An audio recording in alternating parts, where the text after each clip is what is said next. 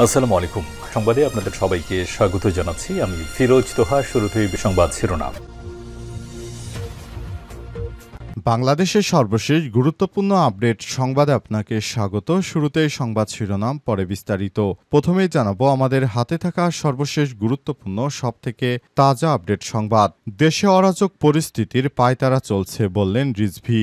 BNP senior যুগ্ম মহাসচিব advocate Ruhul Kabir Rizvi বলেছেন, দেশে সাম্প্রদায়িক শান্তি বিনষ্ট সহ বিভিন্ন স্থানে অরাজক পরিস্থিতি সৃষ্টির পায়তারা চলছে।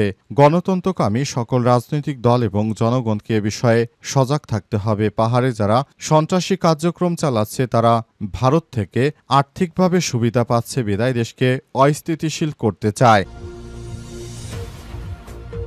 এরপর জানাবো খাগড়াছড়িতে সহিংসতার ঘটনা তদন্তে ৫ সদস্যের কমিটি গঠন। খাগড়াছড়ির গুইমারায় সহিংসতার ঘটনায় ৫ সদস্যের তদন্ত কমিটি গঠন করেছে জেলা প্রশাসক। আজ গুইমারায় ক্ষতিগ্রস্ত এলাকা পরিদর্শনকালে এই কথা জানান জেলা প্রশাসক ডিসি এবিএম ইফতেখারুল ইসলাম খন্দকার।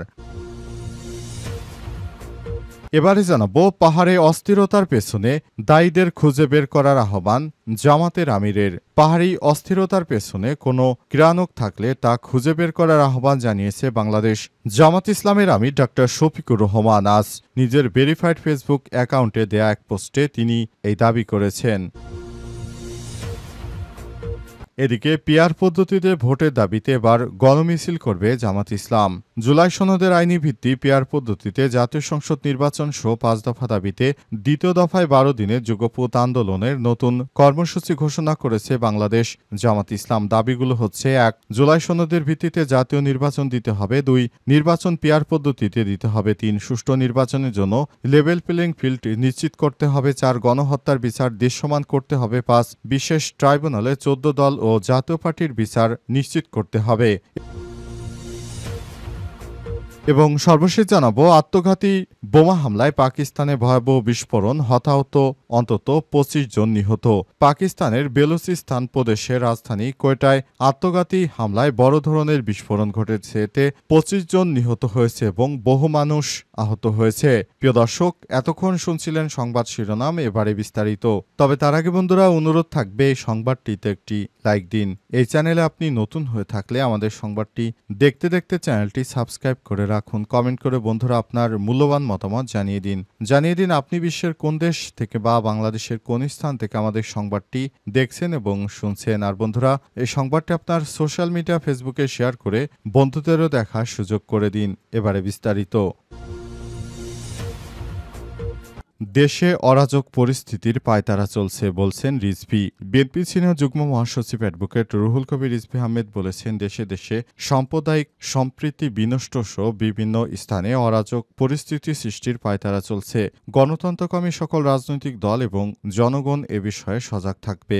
আজ দুপুরে রাজধানীর বিএনপির নয়াপল্টনে দলটির কেন্দ্রীয় কার্যালয়ে অ্যাসোসিয়েশন অব ইঞ্জিনিয়ার্স বাংলাদেশ নতুন আহ্বায়ক কমিটির কয়েক নেতা সাক্ষাৎকার করতে এলে তিনি এসব কথা বলেছেন। রুহুল কবির রিজভী বলেছেন, দেশি বিদেশি ষড়যন্ত্র তীব্রভাবে সবকিছু আমাদেরকে প্রতিহত করতে হবে। এজন্য ষড়যন্ত্রকারীদের মূল উদ্দেশ্য হচ্ছে জিয়া পরিবার এবং জাতীয়তাবাদী শক্তিকে বিনষ্ট করা। এজন্য আমাদের সতর্ক থাকতে হবে। নেতাকর্মীদের বললেন, পাহাড় অঞ্চল সহ দেশের বিভিন্ন জায়গায় যেসব বিশৃঙ্খল পরিস্থিতি তৈরি হচ্ছে এগুলো পালিয়ে যা স্বৈরাচারী সরকার সবকিছু করাচ্ছে। তাই আমাদের নেতাকর্মীদের সজাগ দৃষ্টি রাখতে হবে যাতে করে আর কেউ দেশের মধ্যে বিশৃঙ্খল পরিস্থিতি তৈরি করতে না পারে। যারা দেশের মধ্যে বিশৃঙ্খল তৈরি করতে চায় তারা মূলত ভারতের ইন্ধনে দেশের বিভিন্ন জায়গায় তারা সাম্প্রদায়িক সম্প্রীতি বিনষ্ট করার চেষ্টা করছে।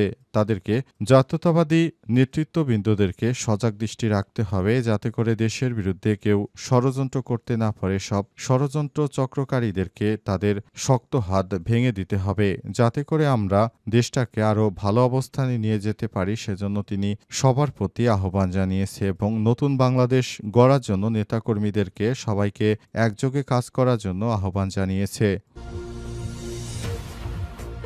খাগড়াছড়িতে সহিংসতার ঘটনায় তদন্তে ৫ সদস্যের কমিটি গঠন। খাগড়াছড়িতে গুইমারায় সহিংসতার ঘটনায় ৫ সদস্যের তদন্ত কমিটি গঠন করেছে জেলা প্রশাসক। আজ গুইমারায় ক্ষতিগ্রস্ত এলাকা পরিদর্শনকালে এই কথা জানান জেলা প্রশাসক ডিসি এবিএম ইফতেখারুল ইসলাম খন্দকার। তিনি বলেন, যারা নিহত এবং আহত হয়েছে আমরা তাদের পাশে থাকব, তাদের প্রতি সমবেদনা জানাচ্ছি। তাদের পুনর্বাসনের উদ্যোগ নেওয়া হবে। যারা চিকিৎসাধীন অবস্থায় রয়েছে আমরা তাদের চিকিৎসার দায়িত্ব নিব। আজকে আমরা এখানে এসেছি যারা ক্ষতিগ্রস্ত হয়েছে তাদের সমবেদনা জানানোর জন্য। ডিসি আরও বলেন, অবরোধকারীদের সঙ্গে আমাদের কথা হয়েছে, তাদের ৮ দফা দাবি রয়েছে, তার মধ্যে ৭টা অ্যাক্সেস করছি। আমরা চাই আলোচনার টেবিলের বিষয়টি সমাধান করতে হোক। তারা যে অবরোধ দিয়েছে সেটা প্রত্যাহার করলে ১৪৪ ধারা প্রত্যাহার করব। এ সময় ক্ষতিগ্রস্তদের সঙ্গে কথা বলেন জেলা প্রশাসক। ক্ষতিগ্রস্ত বিভিন্ন অভিযোগ প্রশাসনের দিকে তুলে ধরেন। খাগড়াছড়িতে ১৪৪ ধারা চতুর্থ দিনের মতো অব্যাহত রয়েছে। পরিস্থিতি এখনও থমথমে অবস্থা বিরাজ করছে। খাগড়াছড়ির বিভিন্ন জায়গায় এসব উগ্র সন্ত্রাসী গ্রুপ এখনও আইনশৃঙ্খলা বাহিনীকে হটানোর জন্য তারা নানাভাবে প্রস্তুতি নিচ্ছে। তারা মনে করেছে এই রাষ্ট্রকে তারা ভারতের অঙ্গরাজ্য তৈরি করবে। এজন্য ওইখান থেকেই তারা মূলত এই ধরনের বিশৃঙ্খল পরিস্থিতি তৈরি করতে চায়। কিন্তু অন্তর্বর্তীকালীন সরকার বিষয়টিকে ভালোভাবে দেখছেন না। তিনি ইতিমধ্যেই জানিয়েছেন, বাংলাদেশের দিকে ভারত যদি চোখ তুলে তাকায় তাহলে ভারতের 7 সিস্টার্স থাকবে না। 7 সিস্টার্স ভেঙে ভেঙে আলাদা দেশ গঠন হয়ে যাবে। এরপরই নরেন্দ্র মোদী এখন চুপ হয়েছে। অন্তর্বর্তীকালীন সরকারের প্রধান উপদেষ্টা প্রফেসর ড. মোহাম্মদ ইউনূসের সরকার আসার পর ভারত আন্তর্জাতিকভাবে কোণঠাসায় পড়েছে। পাহাড়ে অস্থিরতার পেছনে ক্রিয়ানকদের খুঁজে বের করার আহ্বান জামাতের আমিরের। পাহাড়ে অস্থিরতার পেছনে যে সব কুশীলবরা দায়ী তাদেরকে খুঁজে বের করার জন্য আহ্বান জানিয়েছে বাংলাদেশ জামাত ইসলামের আমির ডাক্তার শফিকুর রহমান। তিনি বলেছেন, যারা দেশটাকে অস্থিতিশীল করতে চায়, যারা দাঙ্গা বাঁধাতে চায়, এসব কুশীলবদের খুঁজে বের করতে হবে।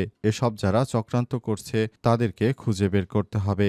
অন্তর্বর্তীকালীন সরকার দেশটাকে স্থিতিশীল রাখার জন্য নানাভাবে চেষ্টা করছে, কিন্তু ভারতের মদতপুষ্ট সন্ত্রাসী গ্রুপ যারা বাংলাদেশের 3টি পার্বত্য জেলাকে ভারতের সঙ্গে যুক্ত করার জন্য ষড়যন্ত্র করছে এবং তারা স্বতন্ত্র রাষ্ট্র তৈরি করতে চায়। অন্তর্বর্তীকালীন সরকারের প্রধান উপদেষ্টা প্রফেসর ড.